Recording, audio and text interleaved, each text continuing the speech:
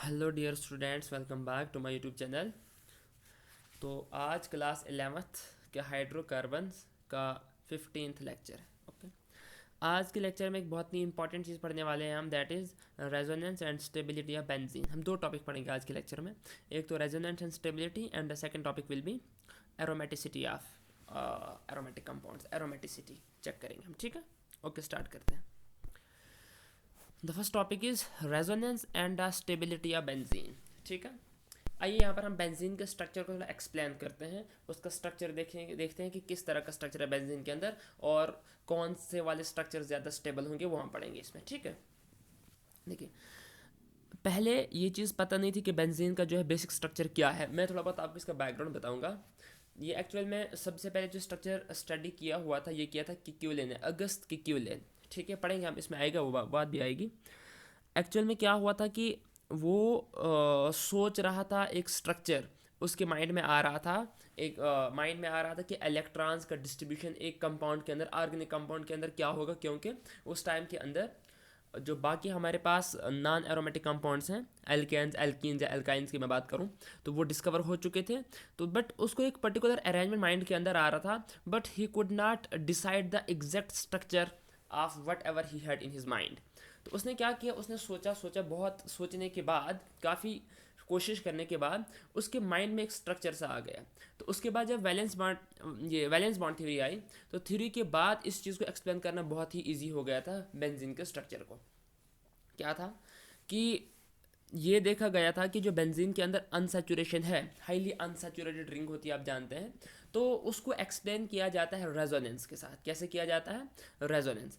अगर बेंजीन की हम बात करें, जो बेंजीन जो हम स्ट्रक्चर पढ़ते हैं ना, ये वाला स्ट्रक्चर, ठीक है, हम जर्नली अगर देखा जाएगा, हम बेंजीन को ऐसे रिप्रेजेंट करते हैं, एक सर्कल से, ठीक है ना। ये जो बेंजीन का स्ट्रक्चर है, ये वाला जो मैंने ड्रा किया हुआ है, ये एक्चुअल में हाइब्रिड स्ट्रक्चर है। हाइब्रिड है, इस मतलब बहुत सारे रेजोनेटिव स्ट्रक्चर्स होंगे, बहुत सारे कंट्रीब्यूटिंग स्ट्रक्चर्स होंगे, उन सब स्ट्रक्चर्स का एवरेज, उन सब स्ट्रक्चर्स का हाइब्रिड ये वाला स्ट्रक्चर है, ठीक है। वही हम देखते हैं कि वो वाले स्ट्रक्चर्स क्या क्या हैं और वो किस तरीके से बनते हैं, ठीक है। हम जानते हैं कि बेंजीन के अंदर अल्टरनेट डबल बॉन्ड्स और सिंगल बॉन्ड्स होते हैं। तो लेकिन अगर देखें हम, चूंकि इसमें 6 कार्बन एटम्स होते हैं, ठीक है, तो अल्टरनेट डबल बॉन्ड की हम बात करें, there will be 3 double bonds, first, second and third, 3 double bond होंगे, ठीक है।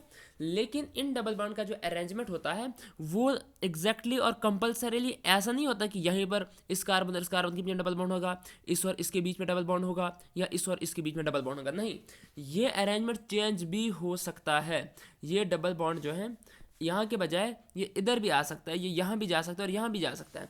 दिस मीन्स दैट यहाँ पर दो पॉसिबिलिटीज़ है। देखो, एक ये वाली पॉसिबिलिटी, एक ये वाली पॉसिबिलिटी, ठीक है।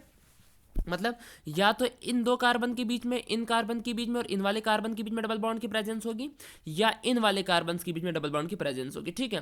तो कुल मिला के बात ऐसे होती है कि ये जो डबल बॉन्ड होता है, इसको हम बोलते हैं it is delocalised double bond. Delocalise double bond का मतलब ये हुआ कि ये डबल बॉन्ड स्टेशनरी नहीं है इन दो कार्बन के बीच में।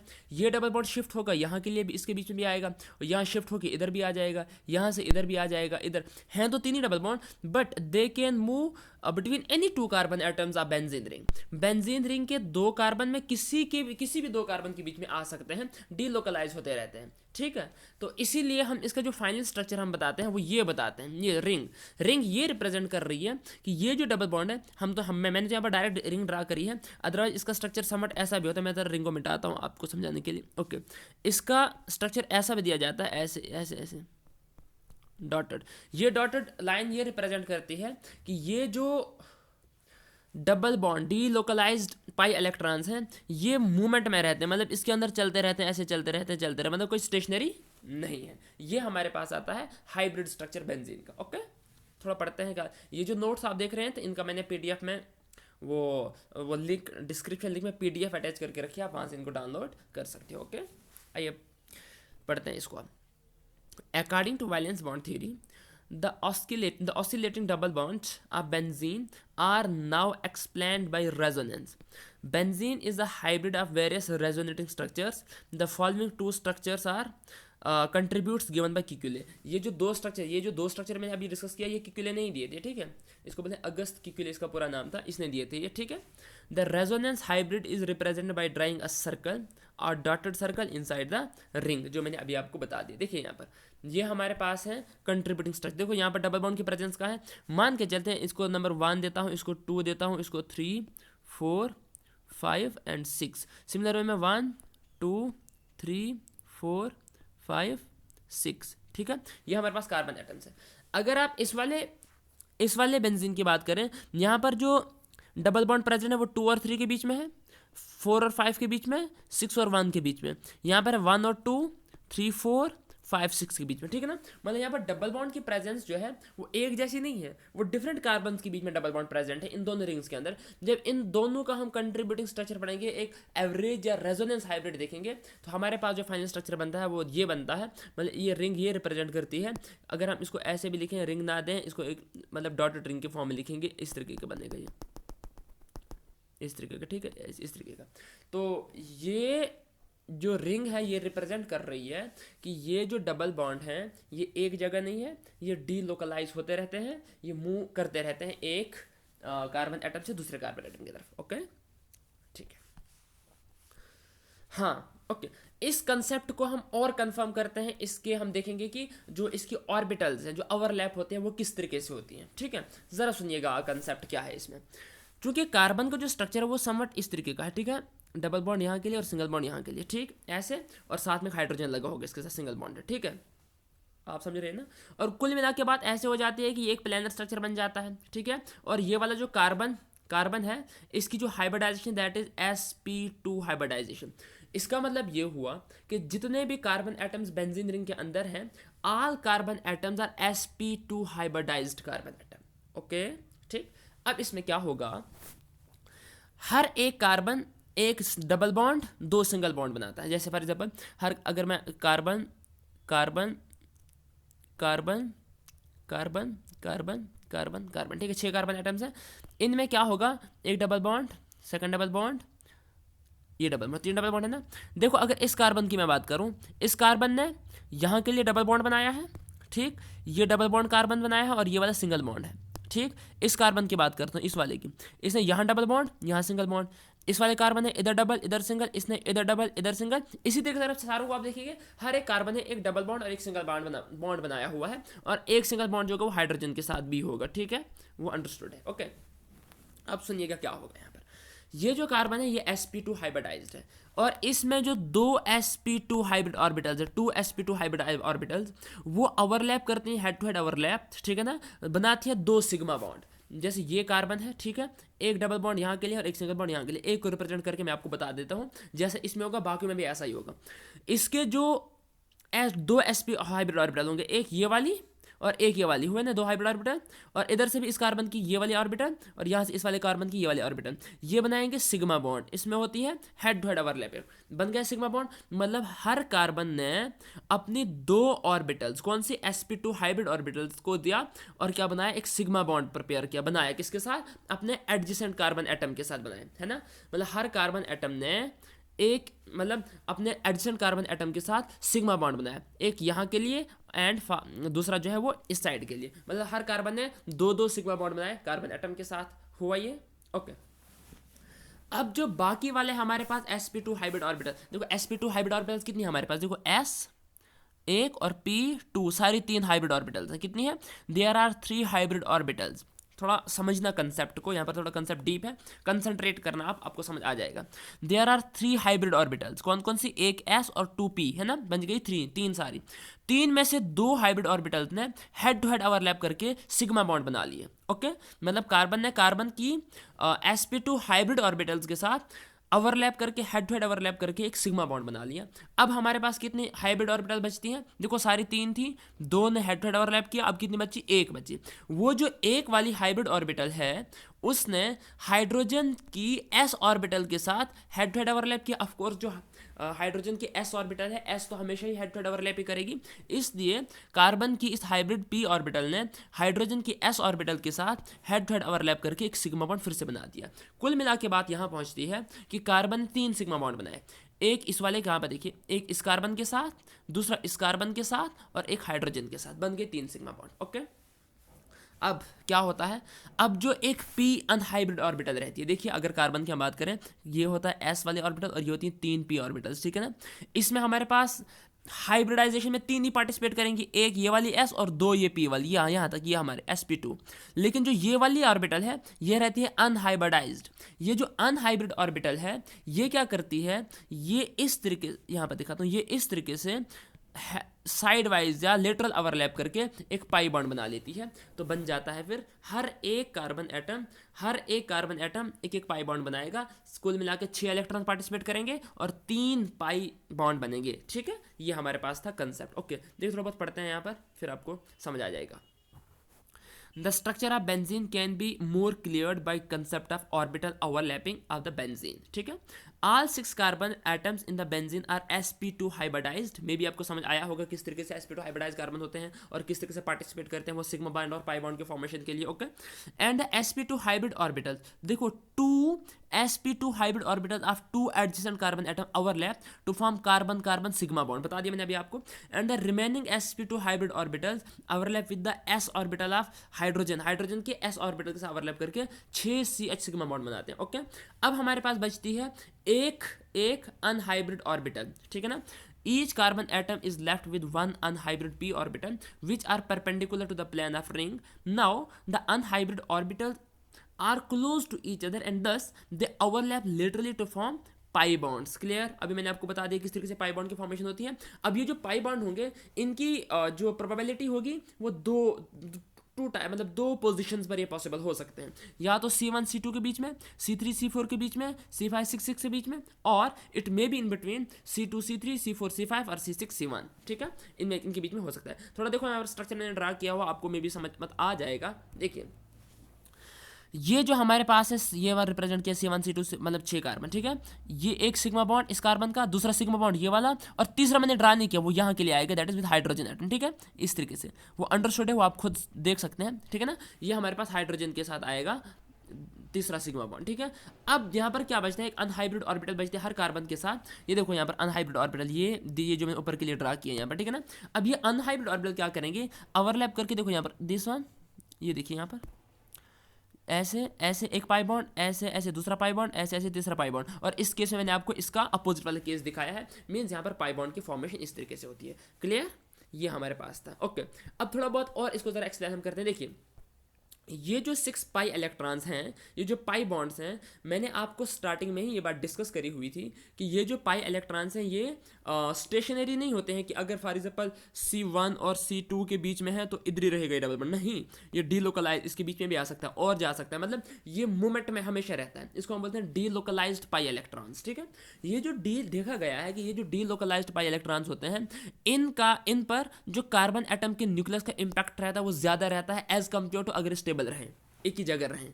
थोड़ा कंसेप्ट थोड़ा डीप है तो समझने की कोशिश करेंगे आप। जैसे फॉर एग्जांपल ये हमारे पास है ये इतना स्ट्रक्चर, ठीक है।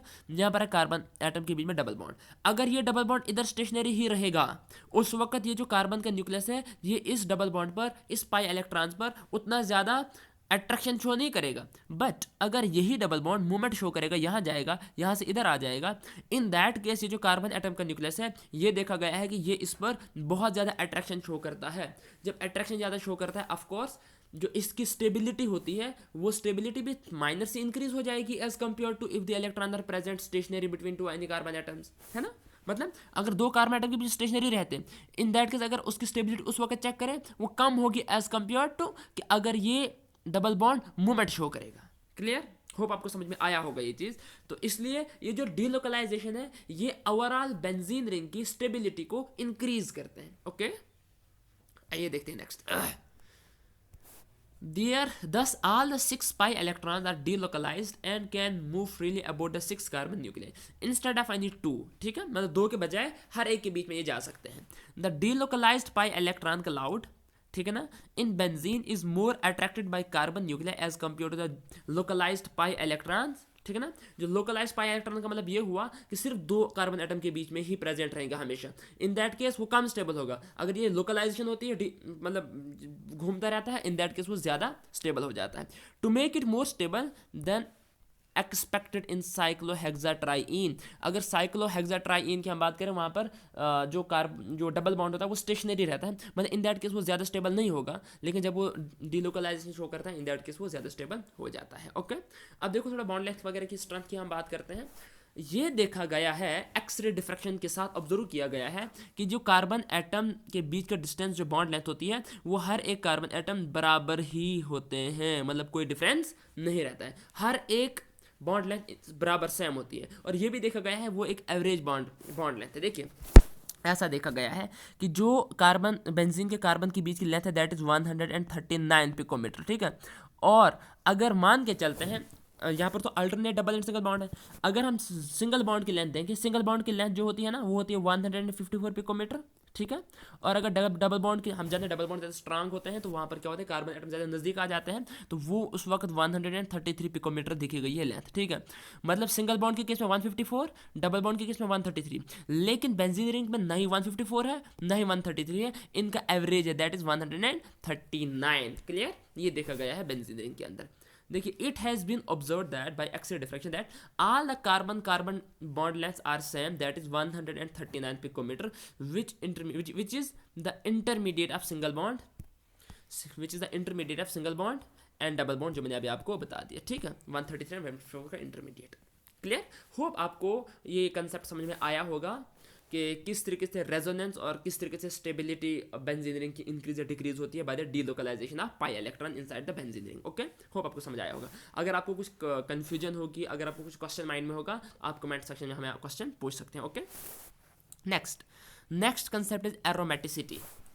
हम किसी कंपाउंड की हम कैसे पता लगाएं कि कोई कंपाउंड एरोमेटिक कंपाउंड है या नहीं है, ठीक है। एरोमेटिसिटी चेक करने के लिए हमारे पास एक रूल, मतलब माइनर से रूल्स हैं, ज़्यादा कुछ कॉम्प्लेक्स तो है नहीं। देखिए, फर्स्ट ऑफ ऑल अगर कोई बेंजीन रिंग होगी तो बेंजीन रिंग हम जानते हैं बेंजीन रिंग तो एरोमेटिक होती ही होती है। इसके साथ चाहे आप OH फिनोल बना दो, चाहे NH3 लगा दो, एनिलीन बना दो, चाहे CH3 लगा दो, आप इसको टॉलमिन बना दो, चाहे OCH3 लगा दो, चाहे मिथॉक्सी बना दो या एनिसोल बना दो, कुछ भी बना दो आप, मतलब बेंजीन रिंग के साथ आप कोई भी कंपाउंड अटैच कर दो वो हमेशा एरोमेटिक ही रहेगा। क्यों? क्योंकि ये बेंजीन रिंग अटैच है उसके साथ। बट हमारे पास कुछ ऐसे कंपाउंड भी होते हैं जिसमें बेंजीन रिंग ना हो लेकिन तब भी वो एरोमेटिक होते हैं। तो वैसे कंपाउंड्स के लिए हमारे पास एक टेस्ट होता है चेक करने के लिए कि क्या एरोमेटिक है या नहीं है। तो वो 2-3 कैरेक्टरिस्टिक्स मैं आपको बताता हूँ, वो अगर वो 2-3 कैरेक्टरिस्टिक्स किसी में होंगी this means that particular compound will be aromatic compound. Okay, देखिए जरा यहाँ पर पढ़ते हैं। Benzene is considered as the parent aromatic compound, thus all compounds having presence of benzene ring are aromatic of course, and other compounds are also aromatic but should have follow the following characteristics। देखो पहली characteristic ये है कि planarity होनी चाहिए, मतलब इसका जो स्ट्रक्चर होना चाहिए वो होना चाहिए प्लानर स्ट्रक्चर होना चाहिए, ठीक है ना। मतलब जैसे टेट्राहीड्रल वगैरह उस टाइप का स्ट्रक्चर नहीं, मतलब इसका स्ट्रक्चर कैसा होना चाहिए, प्लानर होना चाहिए और रिंग साइक्लिक रिंग की फॉर्म में होना चाहिए। The second one it must have complete delocalisation of pi electron, है ना। रिंग के अंदर डीलोकलाइजेशन पाई इलेक्ट्रॉन की होनी चाहिए, मतलब alternate double single and double bond होने चाहिए। एंड द थर्ड वन ये है कि it must there must be presence of 4n+2 pi electron. 4n+2 pi electron को हम एक्चुअल में जो रूल है इसको हम बोलते हैं हक्कल रूल। क्या बोलते हैं? हक्कल रूल। हम ऐसा भी कह सकते हैं कि वो कंपाउंड हक्कल रूल को फॉलो करना चाहिए, मतलब उसके अंदर जो पाई इलेक्ट्रॉन वो कितने होने चाहिए, 4n+2 पाई इलेक्ट्रॉन। ये थोड़ा बहुत समझने का कंसेप्ट है जरा यहाँ पर कि 4n+2 पाई क्या चीज़ होती है। ओके, देखिए 4n+2 का मतलब ये होगा कि हमने n की वैल्यू को पुट करते जाना है। फॉर एग्जाम्पल अगर n की वैल्यू मैंने 0 लगा दी, ये बन जाएगा 4 × 0+2, ठीक है ना। 4 0 0+2 कितना आएगा 2। या तो 2 पाई इलेक्ट्रॉन होने चाहिए। अब n की जगह 1 लिखेंगे हम, 4 1 4+2 आएगा 6। 4 1 4+2 6 होता है ना। या तो 2 पाई इलेक्ट्रॉन होने चाहिए या 6 पाई इलेक्ट्रॉन होने चाहिए। इसी तरीके से अगर 4 की n की जगह 2 लिखेंगे, 4 2 8+2 हमारे पास 10 आएगा, है ना। तो ये बन जाएगा 10। या तो होने चाहिए 2 इलेक्ट्रॉन, या होने चाहिए 6 इलेक्ट्रॉन, या होने चाहिए 10 इलेक्ट्रॉन, या 14 इलेक्ट्रॉन, या 18 इलेक्ट्रॉन, इस तरह से, ठीक है। मतलब अगर किसी भी कंपाउंड के अंदर 2 6 10 14 18 and so on pi electrons present हैं तो वो कंपाउंड हमारे पास एरोमेटिक कंपाउंड हो सकता है। ओके, तो बाकी कैरेक्टरिस्टिक भी फॉलो करना चाहिए। वो एग्जांपल मैंने यहाँ पर दिया, जैसे बेंजीन के अंदर तो होता ही है। अब देखो इस कंपाउंड पर, यह है साइक्लोपेंटाइल डाइइनाइल एनाइन, ठीक है ना। इसके अंदर देखो कितने पाई यहाँ पर काउंट, फिलहाल तो देखो प्लेनर स्ट्रक्चर भी है, साइक्लिक कंपाउंड भी है। अब हक्कल रूल को हम चेक करते हैं। देखो एक पाई बॉन्ड ये है, एक पाई बॉन्ड ये है, हुए 2 पाई बॉन्ड, और 2 पाई बॉन्ड में कितने पाई इलेक्ट्रॉन्स होंगे, एक बॉन्ड में 2 इलेक्ट्रॉन और 2 में 4 होंगे, ठीक है ना। हुए 4 पाई इलेक्ट्रॉन्स। लेकिन यहाँ पर देखो ये ये वाले, ठीक है ना, इनको भी पाई इलेक्ट्रॉन्स ही हम कहते हैं। जो यहाँ पर लॉन पेयर ऑफ इलेक्ट्रॉन आपको दिख रहा है, ये भी +2 बन जाएगा। 4 + 2 कितना होता है 6। अब देखो यहाँ पर हक्कल रूल ने क्या कहा कि 6 अगर होंगे तो वो एरोमेटिक कंपाउंड होगा। This means that this is also an aromatic compound. Okay, similar way में देखो यहाँ पर आप ये नेफ्थलीन में देखो कितने पाई बॉन्ड है, 1 2 3 4 5 electron, 5 bonds, I am sorry 5 pi bonds हैं। और हर बॉन्ड में 2 इलेक्ट्रॉन्स होते हैं, तो 5 बॉन्ड में आएंगे 10 इलेक्ट्रॉन। और हक्कल रूल ने कहा कि अगर 10 इलेक्ट्रॉन भी होंगे तब भी जो कंपाउंड है वो क्या होगा, एक एरोमेटिक कंपाउंड। देखो यहाँ पर तभी वो एरोमेटिक कंपाउंड होगा। अब देखो एंथ्रासीन में भी हम चेक करते हैं, 1 2 3 4 5 6 7 7 पाई इलेक्ट्रॉन्स हैं। कितने हैं, 7 पाई इलेक्ट्रॉन्स। और 7 पाई बॉन्ड्स हैं। 7 पाई बॉन्ड का मतलब हुआ 7 × 2 = 14 पाई इलेक्ट्रॉन्स। कितने, 14 पाई इलेक्ट्रॉन। अगर 14 पाई इलेक्ट्रॉन्स होंगे वो भी हमारे पास एरोमेटिक कंपाउंड हो सकता है। ये था कुछ टेस्ट एरोमेटिसिटी के लिए। ओके, होप आपको लेक्चर समझ में आया होगा। अगर आपको कन्फ्यूजन है, आपको कोई क्वेश्चन है, तो आप कमेंट सेक्शन में हमें पूछेंगे, हम आपको उसका आंसर ज़रूर देंगे। तो अब नेक्स्ट जल्दी हम मिलेंगे नेक्स्ट लेक्चर में, तब तक के लिए बाय बाय।